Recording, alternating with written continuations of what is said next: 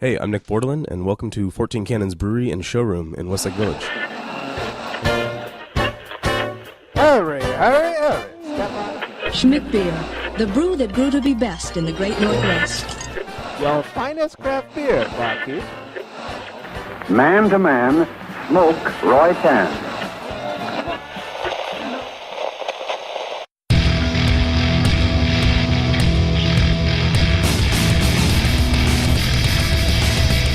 Cheers, everyone, and welcome to the Unfiltered Gentleman. And now, here are Greg, Scott, and Dan coming at you ice cold and unfiltered. Oh, yeah. Welcome in, everybody. The Unfiltered Gentleman. I guess today's the Unfiltered Gentleman. It's just Greg today hanging out with you. Thanks for listening. Have a really great show for you. I'm very excited. I'm here at 14 Cannons in Westlake Village, California, on location. I'm with head brewer Nic Bortolin. You know, he's someone who's done some amazing things in the world of brewing. And in addition to his background and his history, we're also going to be doing a guided beer tasting. So he'll walk us through what you should be tasting and smelling and all the sensories when you're drinking some of his beers here at 14 Cannons. 14 Cannons is more than just a brewery. It's a tap room. It's a great place to hang out, but it's also a showroom.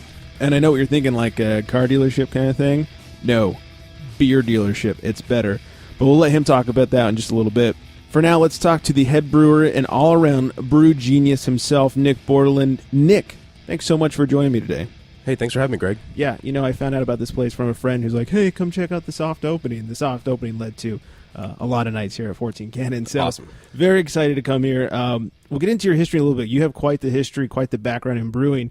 Before we get started, can you introduce us to our first beer you got lined up here? Our first beer is, and apologies in advance, I'm a little under the weather today. I don't normally sound like there's a frog in my throat.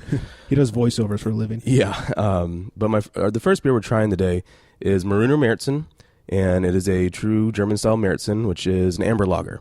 Okay. And I actually figured this is the Unfiltered Gentleman. I thought we'd pour a sample right out of the fermenter today.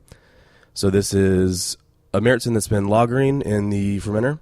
It's about done. And it's just a lovely, I love the sweetness you get from the malts and all the complex melanoidins that come along with that. But the beer we're drinking right now, if you could see it, it's uncarbonated and still a little hazy. It has yet to be run through our centrifuge. Mm-hmm. And I mean, the smell in it, it's got a little bit of that sweet caramel smell to it. Yep. Just a nice kind of, you know, you can already tell this is going to be easy to drink. This is going to go down nice and easy. It's a crusher. It's a little higher in the ABV at 5.3%.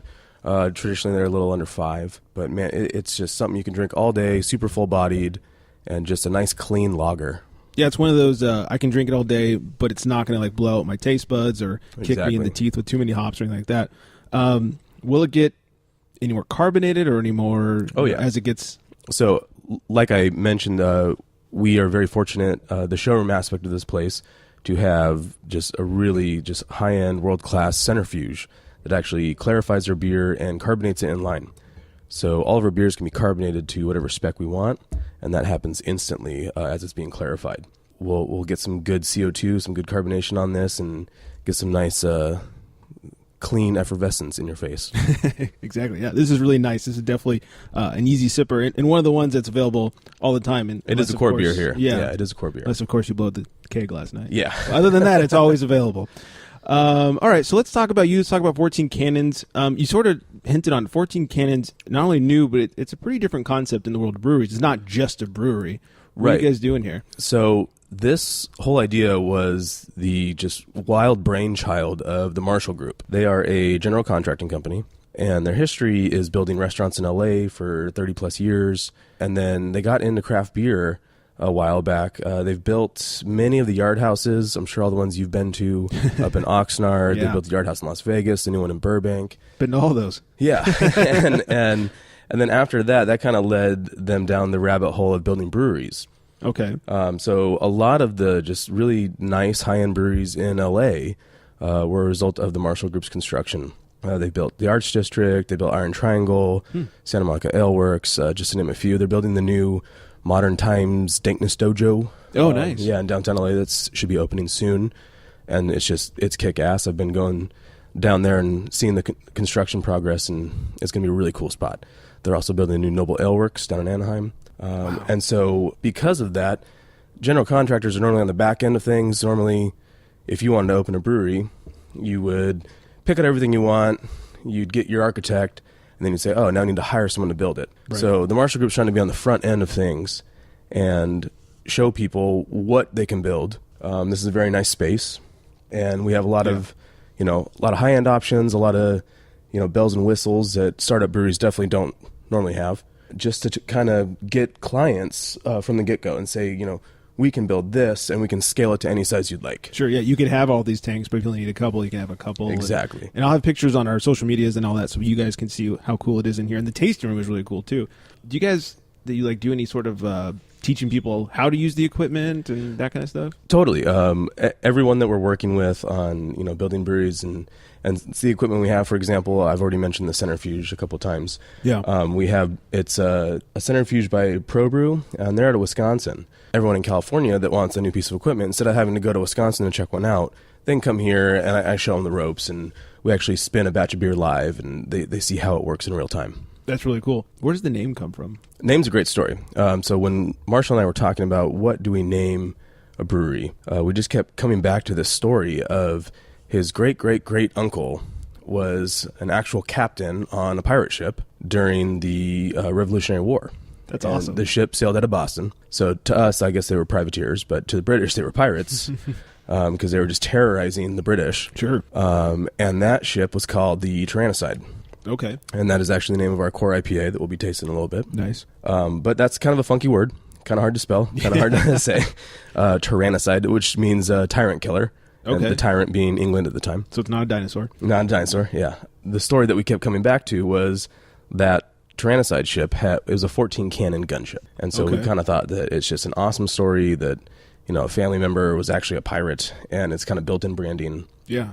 And so we had a lot of fun coming up with that, and so we're 14 Cannons. That's really cool. It's better than just like insert city here brewery, Right. I mean, brewery. Everything's been done with 6,000-7,000 breweries in America now. Right. And even in the little old town of Westlake, there's 5 now? Yeah, there's a lot of us now, and so that's a good thing. Yeah, exactly. That's really cool. Your history, your previous day job had nothing to do with brewing. So I went to college for music education. Yeah. And that's what moved me to California, and thankfully. So right out of school, I moved to Southern California, to Temecula, to be a music educator. And I'm a trumpet player by trade, and I just fell in love with the craft beer culture down in San Diego. I'd never experienced anything like it. So I grew up in Reno, Nevada, and just coming from small town, little Reno, with like one decent craft brewery at the time. Now there's a lot of awesome ones, Revision just opened, and Pigeon Head is my favorite lagering company. Nice. Was it like 160 at this point, I think? Yeah, in San Diego, it's crazy. Yeah, it's insane. And I was a home brewer all through college. Okay. And so being a home brewer and then just moving to craft beer mecca, I got the itch, and was very fortunate to get my first job at Ween's Brewing Company down in Temecula. Okay. Went to their grand opening, and it was the best IPA I'd ever have. I was like, how is this possible? You opened today. I've gone to Stone, I've gone to Bell's Point, like all the crushers down there, Alpine, and how are you making the best IPA I've ever had? And turns out there's a good answer to that. And the brewmaster at the time was Peter Weens. Okay. And he was a former brewmaster at Budweiser. Oh, wow. So he had, big beer training, crazy quality control, obviously. I'm sure, yeah. Say what you will about the macro beers, but they're consistent, and quality is insane. You can hate Budweiser all you want, but every can tastes the same. Exactly. You've never had a can that tastes different. Right. So I was very fortunate to get my, my tutelage and start my craft brewing career under such guidance. That's really cool. Before we get into some more, what do we have next up here in our lineup? So the next beer we have is our One Cannon. And One Cannon is a single hop IPA, a rotating single hop series. Okay.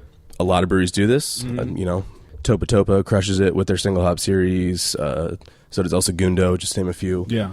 Brewers love doing this because we get to experiment with new hops. And for the consumer, too, it's fun to teach all of our customers about the different varietals of hops. Yeah, it's fun to learn what different hops taste like. A lot of people don't realize, this one has, orange qualities. This one has pineapple qualities. So this is our freshest batch of One Cannon, and this features a newer hop called Equinaut. It's just a crusher. It's Equinaut. I get a lot of just resiny stone fruit on the nose, just super aromatic. Yeah, that's really dank. Yeah, and then you sip it, and it's like juicy and a little tropical. So you get like all the dankness, and then all of a sudden you're like, wow, this is like, Citra or Mosaic-esque. Yeah, dank kind of hits you up front, and then you get that tropical fruit going through. It's a lot of fun. Yeah. And so we will, be rotating this. So far, we're going through a 20-barrel batch of this about every month. Okay. And every batch is a different hop? And so every batch will do a new fun hop. Our previous one we had on was Idaho 7, and that was fantastic. That was my first time using that hop. That's a pretty new one, right? Yeah, newer hop as well. So just all the newer hop varietals that I don't have a lot of experience with, we're going to make a one cannon with, and it's going to be fun for both me on the production side of things, and also all the consumers get to taste all these new hops. Yeah, that's really cool. And fun for you to really kind of hone in like what each thing tastes like, too. Yeah, exactly. That's really cool. So kind of back into you while I sip on this. This is great. Let's talk about kind of what inspired you to get in. When did you start brewing? You said you homebrewed in college. Yeah, homebrewed all through college. Was that out of necessity because you were poor? Or? I mean, kind of. Yeah. We were definitely on that top ramen budget. Right. But the house I was living in, two of my roommates worked at a little pub in downtown Reno called Silver Peak. They were bartenders there, and they just were putting out really quality brews. And so we wanted to, get in on that. And so we could steal a handful of grain here and there and brew a 5-gallon batch. We started with an extract kit like everyone and worked our way up. You brew 5 gallons every single Saturday. By the end of the semester, you have a lot of beer to go through. What a shame that must be. Yeah, so we had a lot of fun doing that. And then what really set it off for me was after that experience, I was fortunate enough to go study abroad. Okay. For music. And I got to study in Prague in the Czech Republic. Wow. It turns out that's the birthplace of Pilsner. Right. Czech Pils makes sense. Yeah, so Pilsner Quell out there in the town of Pilsen, where Pilsner gets its name. Mm-hmm. And for me, that was fantastic because it was probably like a 50-cent bus ride out to Pilsen in American currency. And then you take the tour and you get a couple free pints of Pilsner Quell. What a shame that what be. a shame. Yeah. So it's like, if I had nothing to do on a Saturday, I'll spend 50 cents and go get a bunch of free Pilsner. Right. Really good Pilsner. Yeah, world class. And, the tour is amazing. And so you'd get Pilsner straight from the underground caverns that's been lagering in their wood tanks. That's awesome. Yeah, so cool. So was it even temperature controlled, or is it just underground? It's always cold, so we lager here? Yeah, it's pretty cool. They have a bunch of tunnels that date back to, pre First World War. Jeez. And so now all the tunnels in the town of Pilsen are literally just full of beer aging. That's awesome. Yeah, so much fun. Yeah, that's really cool. Did you get to do any sort of internships or brew with anybody? Not out there, no. On top of that whole experience, my apartment that the study abroad program put me in, the American apartments, if you will, was right on top of a microbrewery. What a shame. So I had to walk through the kitchen to get up to my room. Right. and you come downstairs in the morning and, a half liter of beer is 7 cents, or a bottle of water is $1.50. So I think I'll have beer. Yeah. Stay hydrated. Yeah. It was fantastic. That is awesome. So you talked about you started at Wien, and then after that you went to a local here, well-known brewery called Figaro Mountain. Correct. So I started in Buellton up there. Okay. So I went on to, Peter Wiens left the brewery to go to Stone, and he ran Stone Richmond for a while. And I moved up to head brewer there, and that was a really great learning experience. My first time, starting to put a team together and doing everything. And we were self-distributed at the time. So doing everything from grain in to selling the case of beer on the shelf at the grocery store. Wow. So you kind of got the whole picture. The whole picture. It was a great learning experience. And then when it was time to move on to a brewery that's a little more established, I was fortunate enough to get hired by Figaro Mountain, and I went up and lived in Buellton for a while. And they're doing crazy production up there. They have a 15-barrel brew house, and they're putting out like 20,000 plus barrels of beer a year. That's insane. So they're brewing all day, every day, like 4 batches a day. So I got the real production experience there. You probably got to hang out at Barrel Works a little bit. Oh, like lunch every day. It's great. Yeah. That's not so bad. Yeah. You were part of a really cool team there, and you guys won a ton of medals at GABF and other competitions. Yeah, that's how I first learned to fig is, who's this little brewery on the Central Coast just crushing it at competitions. Yeah. I think one year they got like California Brewery of the Year. Yeah, that happened I think 2 years ago. I was part of that team. Yeah. Fortunate enough to do that. They're headed up by brewer David right now, and he's just a phenomenal brewer. So they're doing things right still, making great beer. Can you brag a little about some of your medals and awards? So when I was there, our team put together 6 GABF medals, and that was just an unreal experience. Yeah, I bet. And I was also fortunate enough to be a part of the team that won a gold at World Beer Cup. Wow. For a German dark lager, which is just so cool to win in the lager category in World Beer Cup because you have all the German breweries competing. Right. That's pretty insane. Yeah, so it was a lot of fun. It was just a great time, good atmosphere with a good team of brewers.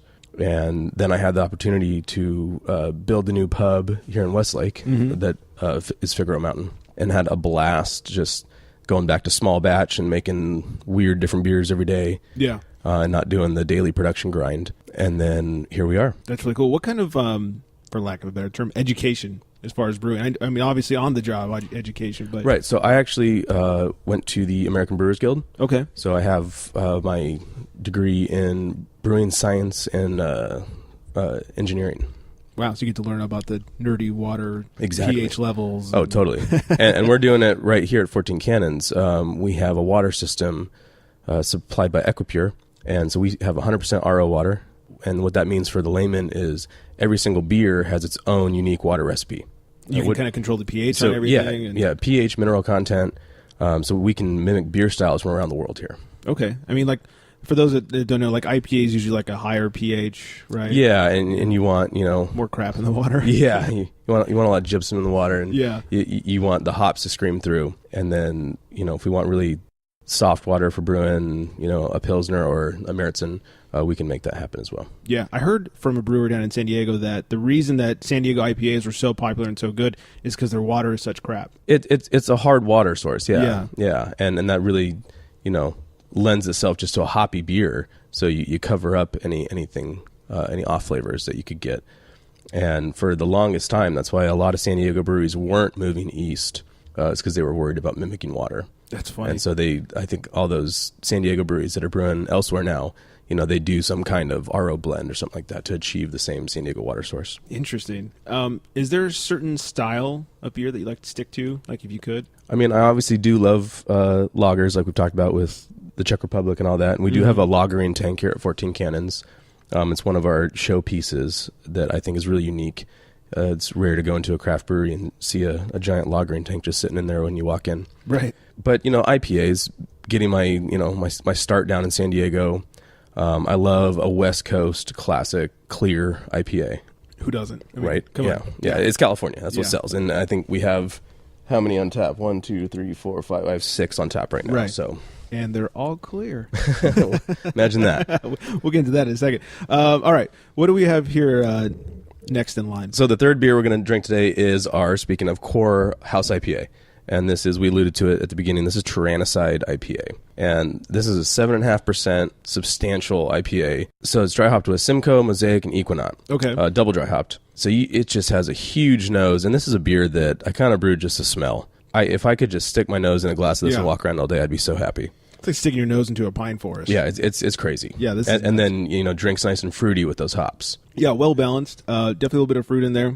You also get a nice a malt base. That was hard to say. You do. So it's only 53 IBUs. Okay. So I think the trend now in IPAs is to shy away from the extreme bitterness. Mm-hmm. That was maybe a pre-2010 trend of just who can make the most bitter IPA, and now it's all about balance, and we're seeing everyone wants the juicy, hazy IPA. Right. And I really think that stems from people like an easy drinking IPA. Yeah.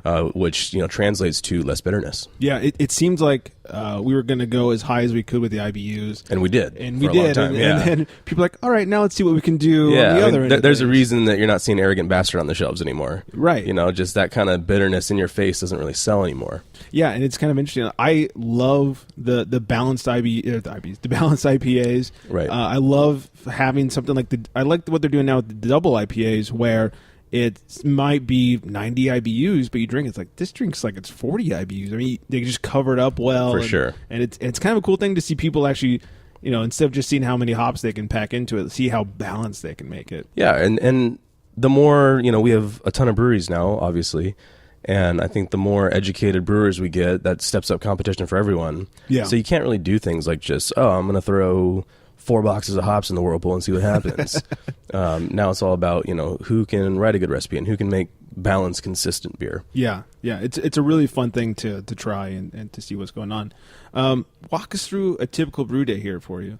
So typical brew day, we have a lovely production brew house from Premier Stainless, and most craft breweries in California are rocking the Premier team because they're out of Escondido, so they are local. Okay. Speaking of local, Chris Enegren in Moore Park came over and he programmed the brew house for me. Oh, that's pretty cool. So he works for Premier a little bit as a computer engineer. And so I have an automated 10-barrel system here, which makes life pretty sweet. But it also means that we can make really consistent beer. Means batch to batch, we're not going to have a lot of variation. That's always nice. And that's the goal for any production brewery. Right. And so that process takes us about 8 hours from mash in to grain out. We're brewing into mostly 20-barrel tanks. Okay. So we'll double batch. Either we'll do 2 batches in a day, or we'll do 2 days in a row. Okay. And you guys have only been open officially since October. We opened October 7th. How many barrels do you? I can't say per year, but how many do you think you're going to be putting out per year?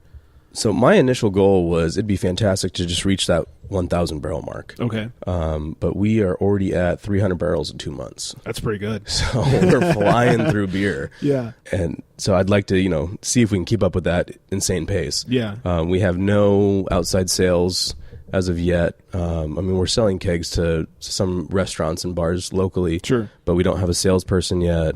So it's all still kind of word of mouth. So people are just coming in and buying the shit out of it, really. Yeah, and and I'm getting people calling, asking, "Can I have your beer at my restaurant?" Which is just a great problem to have. Yeah. And so we'd like to move forward and get some self-distribution happening. We're looking to actually hire some people soon. We're looking for a salesperson, some drivers. Oh, hey, check the website, people. Yeah, it's coming. Job posting's coming soon. And so if we can keep up with that pace, that'd be fantastic. That's very cool. Are you doing everything solo right now? I have an assistant brewer. Okay. His name is Andres Abrego, and he is just a workhorse. I was fortunate enough. I've worked with him for the better part of a year and a half, 2 years now, off and on. I was able to train him and kind of do everything the weird Nic way, as we like to say here. We have some Nicisms that Andres deals with. But Fair enough. He's just a great guy, and he's actually on vacation this week. Well-deserved vacation time for him. But he is doing every process with me, side by side. So that's awesome. We're brewing together. We're finishing beer together, dry hopping, and everything. Nice. How much? And I assume complete. But how much creative control do you have over the recipes? I have complete. Okay. So that's one of the things that makes working with the Marshall Group just fantastic. Is they just want good beer from me. Yeah. And luckily we haven't run into any issues yet. That's good. What's a big difference between working at another brewery that's got a lot of distribution and that you're really trying to produce for, and then here where you're really just making it for the tap room? Well, the creative side of things is much different. So instead of having to focus on just, 1 or 4 core beers that you're pumping out for distribution, we have a good lineup with, I think, 15, 16 different beers right now. And it's kind of something for everyone. So it's a little bit of a pub atmosphere. Mm-hmm. And I learned that working at the pub here in town, that if you brew something for everyone, you're going to have a better customer base. Yeah. So we have, the light beers, the gluten-free blonde, down to a chai tea brown ale. Yeah, which is super weird, but really good. Yeah. And it's experimenting with stuff like that's really fun. Yeah. And we are figuring out, now that we've been open for 2.5 months, we're figuring out what our core beers are going to be. Definitely the Tyrannicide that we're drinking right now. Mm-hmm. We've gone through, I think, 6 batches of that already. It was the first one I ever had when I walked in. Excellent. Yeah.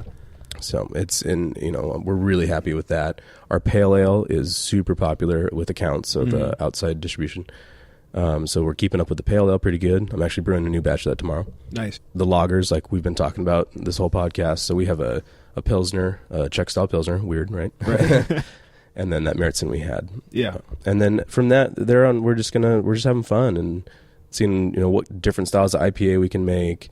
We have a rye IPA out right now that nice. I absolutely love. Yeah. If that turned into a core beer, I wouldn't be mad. Right. So there's a lot of just seeing like what people like. Yeah, just what sticks with the local market and what we can, produce often enough and keep up with. Yeah. One thing that I thought was really cool is I recently saw you pouring at one of the local events here.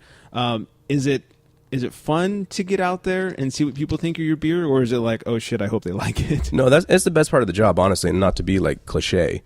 is to share your beer with people. Like, you know, for people that don't know, this is just an extremely labor intensive, you know, job. Yeah. You know, I tell everyone that, you know, I'm just a glorified janitor. Like 90% of being a brewer is just cleaning and scrubbing. That's what I tell people when they ask me about home brewing. I'm like, it's a lot of cleaning and, it's just and cleaning. a hint of brewing. Yeah, you know, unfortunately, I don't just get to sit around and drink all day. Yeah. Like some people think that's what a brewer does. So when you get to go out to events and, you know, and be the guy that made the beer and share it with the public, it's just so much fun. Yeah, I would imagine. We kind of hinted towards it earlier. There's a few breweries in the area. There's 5 now, right in Westlake alone. Yeah. Let alone, you know, down the hill, there's Institution, Ventura, there's a few popping up. Is it like a rivalry with all these guys, or is it part of a cool club to be in? It's you want to be in the cool club. You want to be just a good neighbor, and that's it. It's just being, you know, communal. Yeah. We're trying to start some little marketing here locally in Westlake. We're in the same parking lot as Westlake Brewing Company, right? And then the driveway over is Five Threads Brewing Company. And so we're trying to come up with some kind of branding, like the Bermuda Triangle or something like that. You know, where That'd you be can, awesome. Yeah, you can park your car and walk to all 3. Like, oh yeah, that there's not a lot of towns, including San Diego, that you can do that. Right. Most places you have to drive to. So I think that's, you know, an offering that we have here in Westlake that's kind of unique. And I don't know, people that are from the area that have ever been to Westlake, one thing to know is in the summer they have the Westlake trolley that goes around. Yep. It actually hits every single. Yep. Yeah. The trolley stops at all the breweries. It's great. Yeah. You can even get off at the City Hall stop and then go across to Wade's Wines where they have Malibu Sundowner Brewing. So it's more like the brewery trolley than anything. That's what we always use it for. Yeah. Us too. Yeah. It's awesome. Do you have any aspirations of opening your own place, or do you just like to focus on the brewing? No, this is it for me. I would like to never have to build another brewery again. There's a lot of work that goes into that. It took us about a year here to the build out. And so I'd be really happy if, you know, I got to stay here and put some roots down. That'd be awesome. We kind of talked a little bit about what's different with 14 Cannons, but as far as the brewery is concerned, like what's different? What kind of sets you apart from other breweries in the area? So we approached the branding and everything here. We wanted to come across as the premium option in Westlake. So it starts the moment you walk in the door. If you haven't been here, it's all wood.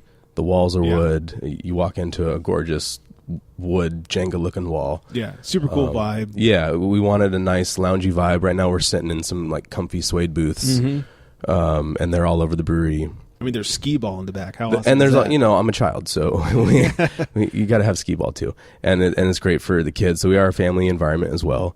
We got just tons of board games and to hang out, which is, you know, most breweries do. That's what craft beer is all about. Yeah. Is being communal. Yeah, and last year I came in, watched some World Series Dodgers action. Like, you guys got it all going on. It's awesome. We have 4 TVs. A couple of them are the 85-inchers. And we have the DirecTV package, so any game you want, we can play. Yeah, it's awesome. And even better, for me at least, you guys allow dogs in the room. And well, yeah, I mean, my dog's here on some brew days, so it would be a little hypocritical if I didn't allow dogs in. Yeah, I had my dog with his Dodger jersey on. It was great. Yeah. Craft beer in general, why is it growing so rapidly? Every community needs a local craft brewer. Okay. And that's why it's so successful, because the margin's there, and you shouldn't have to drive more than 10 miles to find just fantastic, delicious beer. I agree. And for us locally, with this little Bermuda Triangle in Westlake, we're gonna get that started. Hashtag Bermuda Triangle. I like it. The more foot traffic everyone else gets, the better. So, you know, we're constantly sending people over. Like, have you been to Five Threads yet? You need to go next door to Five Threads and try their beer. And it happens vice versa. We get people coming in every day saying, oh, we were just at Westlake Brewing and they told us to come up. Yeah, I've been at Five Threads when people have come in and said, hey, where's the band? And Tim, the brewer there who's been on the show, he's, oh, that's Westlake. That's around the corner. Here's how you get there. Yeah. You know, it's a nice little community of, you know, go check out these guys. Yeah, and so back to what sets us apart, you know, we all have a totally different vibe going on. So like you just alluded to, like Westlake Brewing, fantastic concert space. Yeah. You know, I've actually been fortunate enough to play there with one of my bands, and it's a lot of fun. And then you go to Five Threads, and you get to sit down with Tim the brewer And he just has a super awesome, just friendly coffee shop vibe. And I love going in there and seeing a bunch of people on their laptops just working. Yeah. That's such a cool environment to just, open up your laptop, and instead of sitting at Starbucks, you get to go sit at a local craft brewery. Yeah, get that creative beer going. Yeah, well, and, and support local. Mm-hmm. Yeah, way better. What do you think is the biggest barrier to craft beer and its growth? The barrier is space on the shelf, and that's speaking to off-premise accounts. So your grocery stores and your liquor stores. Right. The big boys, have 90-something% of the market share. Yeah. And there's so many craft beers now that how do you compete for shelf space? Well, and you talk about the big boys. You see all this quote unquote craft beer, and then if you actually look at it, you realize most of this is owned by the big boys. Right. Like the craziest thing here in LA is looking at every grocery store you go into. Look at how much Golden Road is on the shelves now. And they just blew up after the Budweiser buyout, obviously. Yeah. Because they had the distribution arm to do that.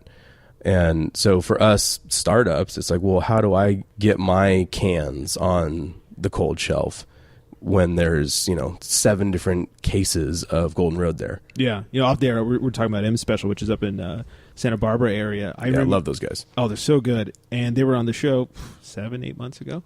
Or Josh was. I walked into my new Vons. We just moved a few months back. I walked into Vons, and they had the whole end cap just full of M Special. Which is super cool. I was like, that's awesome. Yeah. That is so cool to see that. Yeah, they had an awesome salesperson doing that then for sure. Yeah, apparently so. Yeah. And you talked about like Golden Road kind of, being everywhere. I remember the first time I saw Space Dust, like Legion Space Dust. Right. In a Vons, in a grocery store. I Googled, like, when did they get bought out? I was Yep. like, oh, they just got bought out. No Yep. wonder I can see them in Vons now. Like, it was so unfortunate. Yeah, we used to run to that line at every beer festival to try and get some fresh Space Dust. And now it's like, oh, cool. It's like dry hopped in a Budweiser 1,000-barrel fermenter. Like, Yeah. but it's everywhere. Yeah, exactly. Since you guys are fairly new, 14 Cannons, not you obviously. Right. 14 Cannons is fairly new. How do you get the word out there? How do you tell people to come check us out? We've been really lucky. We haven't paid for any advertising yet. Oh wow. So we've just been word of mouth. So I'm a firm believer that if you make good beer, they will come. Mm-hmm. And if you brew it. Yeah, and Andres and I are working hard every day to make that a reality. Yeah, it shows. It definitely shows. All right, we have one last beer here. So our last beer, this is a dessert ale, as I've coined it. Absolutely. And I'm not really good with naming beers, so it is called Peanut Butter Cup, and it tastes like a Reese's Peanut Butter Cup. There you go. It's a little nod to Noble's Naughty Sauce. Okay. So it's the base beer here is like a blonde stout, if you will. And then, if you see it up on the menu, you're thinking like, oh, it must be like a dark. Right. It's not the Belching Beaver peanut butter stout. Right. Not at all. Not at all. So when it pours, it pours a nice blonde color. And then the nose, I just get a ton of peanut butter on the nose. Yeah. And then drinks, and I get a lot of lovely chocolate on the finish. Yeah, you kind of get on the tongue, you get peanut butter up front, but then it finishes with some nice chocolate. Yeah. And so the chocolate is, and this is a beer that I thought I would brew once and never have to make again. I thought I'd just have some fun, like we were talking about having variety of the pub style, and this is quickly becoming one of our best sellers, which is, a good and bad thing. Right. Yeah. As a brewer, you want to be known for your world-class lagers or your crazy IPAs, and we have people coming here from all over the state. Really? Yeah. We've had people drive 8 hours to get here. Wow. And then I said, why are you here? Like, oh, we heard you had a peanut butter cup beer. It's like, are you serious? There's now a black market for peanut butter cup. Which is great, though. It's a huge compliment. But anyway, this beer is made using a newer product called Cholaca. Okay. And Cholaca is just pure liquid cacao. Oh. So instead of using cocoa nibs, like many homebrewers listening, I'm sure you've played around with because they're awesome. Right. It is just a liquid form of cocoa nibs, basically. Okay. And when I tried that product at the last craft beer conference in Washington, D.C., I was like, how do I incorporate this into a beer? Yeah. Because it's just such a cool chocolate product. It's, it's not extract. Yeah. It's real, it's pure, chocolate. Cacao. And apparently the color doesn't affect the beer too much. No, the beer's a lot lighter when we first make it. So anyway, I just tried to find a product that I could make with that. Mm-hmm. And my girlfriend makes me this peanut butter pie for my birthday every year.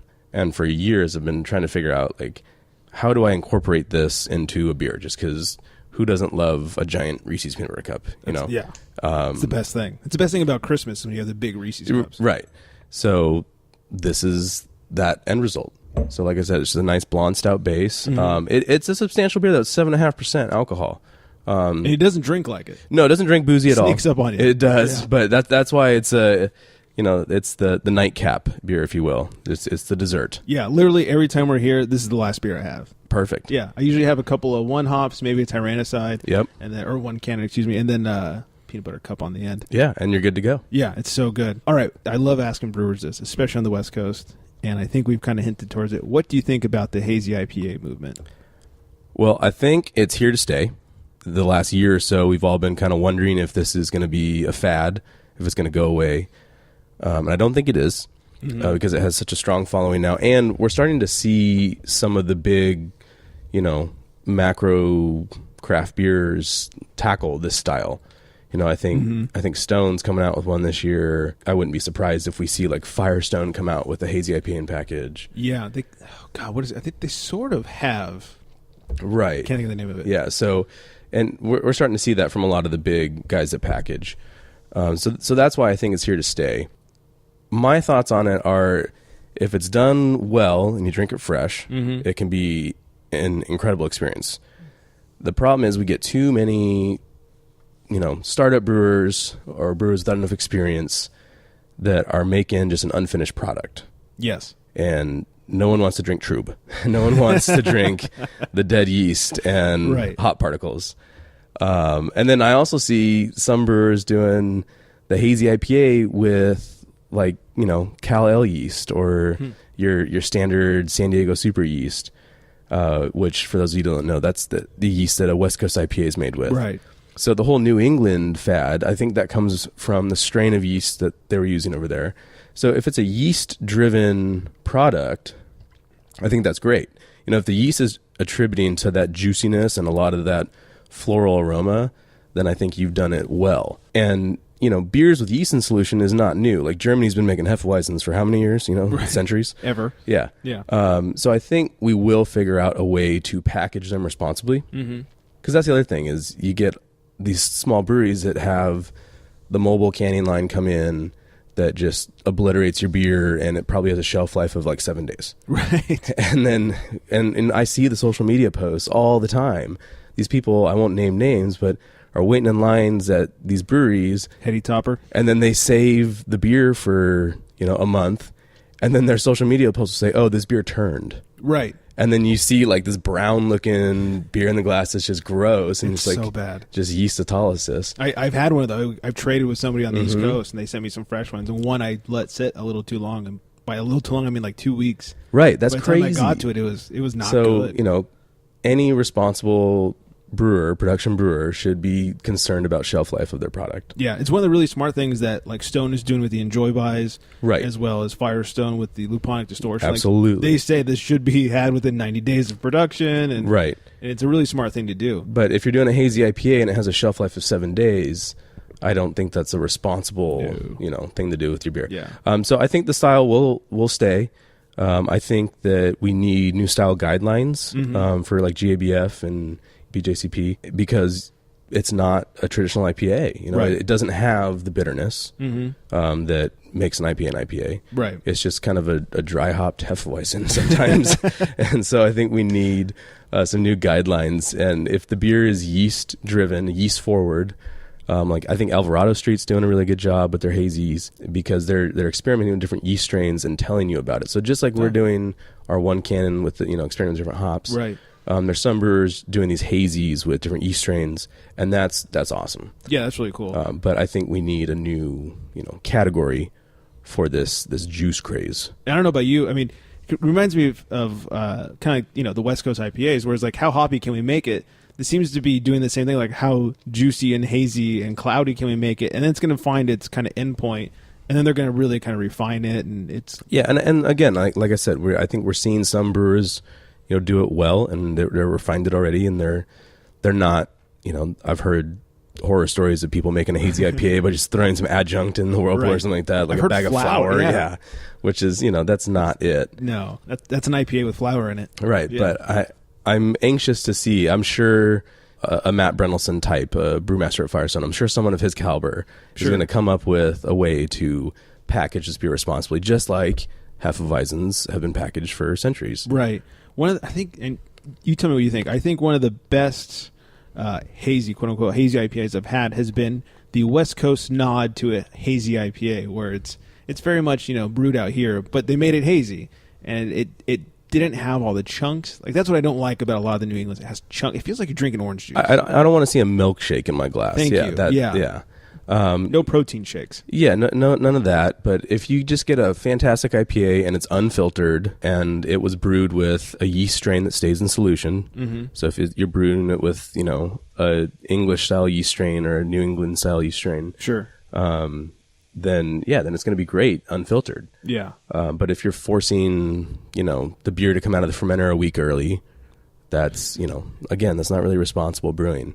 But I think, like we talked about earlier, the more and more competition there is, then the good brewers are going to rise above the rest. And I don't see a problem with good brewers finding a sustainable solution to this beer style. Yeah. Last question from me before we get to listener questions. How has the internet changed beer and brewing? Things like Untapped and Beer Advocate and all that stuff. It's changed it quite a lot. My first time being on the business owner side of things here, with my partnership with 14 Cannons, and seeing the kind of money that these people are demanding. So currently we're not paying for Untapped because we can't afford to. Okay. They want almost $1,000 a year. Really? Just for me to be able to provide feedback to the consumers using the app on their smartphone. That's free. Wow. So that's why it's free for consumers. I would love to be able to respond to every single person that, checks in one of my beers. Sure. But it's just not a sustainable thing yet. And then with, I think it was ratebeer.com got bought out by Budweiser. Yeah. Yeah, Rate Beer. Yeah, so, that's too bad. And people are still putting stock into, unfortunately, what that website says. Yeah. So that's worrisome on the production side of things for me as well. Because I don't want to see them, drive any styles or, guidelines towards the beers they own. Right, or just, the simple unfairness of like, oh, hey, look at this. Space Dust has 100%. Right, it's exactly. Like, why do they have 100%? And you know what, and beer is a very subjective thing. Everyone has different taste buds. Right. Again, it's why we try and have a wide variety of beers here. You might love my Hefeweizen but hate my IPA, and that's fantastic. That's okay. You're allowed to.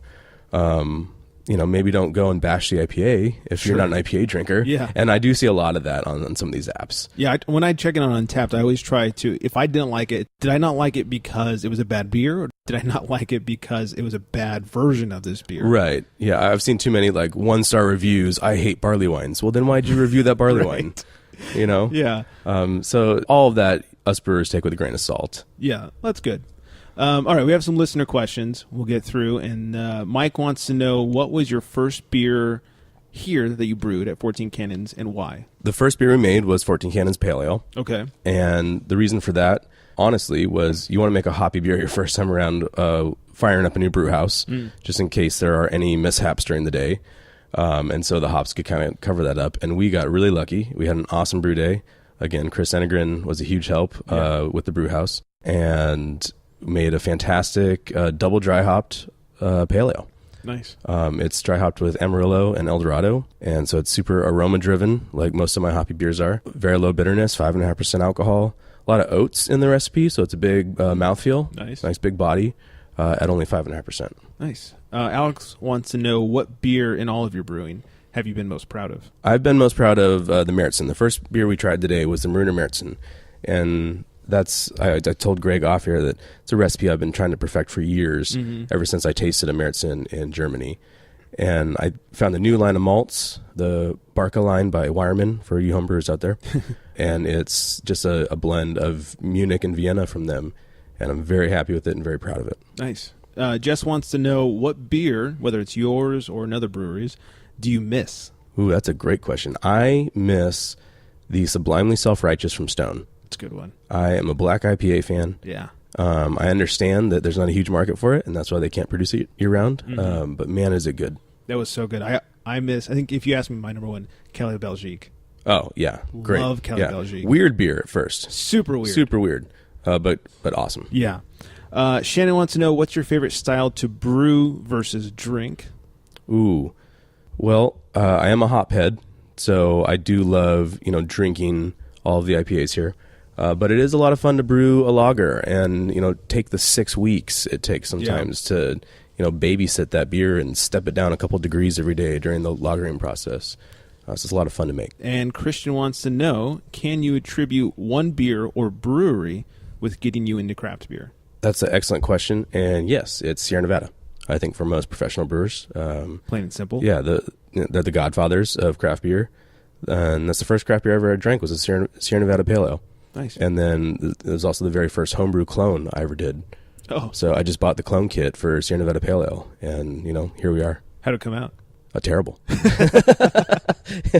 It was a extract mess, and I didn't know what I was doing, and my little extract kit wasn't the greatest thing. We drank it all. Oh, of course. It was drinkable. Yeah, I had my first extract clone was Blind Pig. Oh, super fun. Yeah. Tasted nothing like it, right? Yeah. It was fine. It was drinkable, 7.5%. There you go. But nothing like Blind Pig.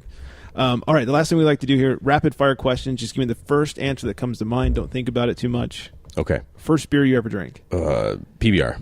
First beer you ever brewed? The Pale Ale, Sierra Nevada. First beer you brewed and sold? That would be Millennium Falconers at Wien's Brewing Company. Okay. Favorite beer food pairing?